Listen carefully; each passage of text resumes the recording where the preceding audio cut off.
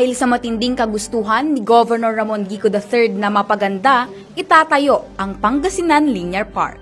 Magkakaroon ng reflecting pool at ito'y paiilawan. We assure you na itong lugar na to, mabubuhay po ito. No?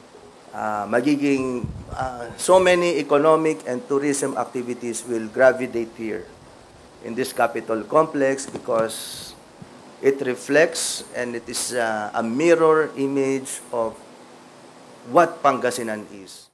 Gaya ng Pangasinan Link Expressway, hindi na ito mananatiling pangarap. Katunayan, kaninang umaga ay sinagawa ang groundbreaking ceremony.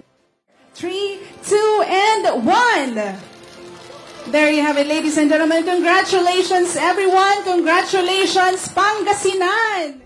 Ang proyekto ay popondohan ng 100 million pesos. Mula ito sa pinagsama-samang internal funds, loans, at solicitations galing sa national leaders. The groundbreaking ceremony is the start of several projects that reflect the positive changes po na plano ng ating administrasyon para po sa lalawigan ng Pangasinan. Suportado ng DPWH Regional Office 1 ang proyekto. Once completed, this community park center will serve as a development center, attracting investors and providing a sense of pride.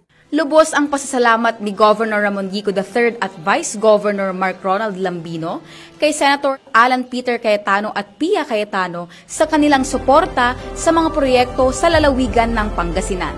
It reflects and it is a mirror image of what Pangasinan is and who the Pangasinenses are. We are a premier province, we are a great bunch of people who could really make it, no? In so many ways we can even never imagine. Dumalo rin sa groundbreaking ceremony si DPWH 2nd Provincial District Engineer Edita L. Manuel, mga Chief of Hospitals sa Pangasinan, board members, contractors at department heads. Pagtitiyak ni Governor Gico, ang proyekto ay dadaan sa tamang proseso, gaya ng pagkuha ng Environmental Compliance Certificate at permiso mula sa National Historical Commission dahil sa historical significance ng lugar.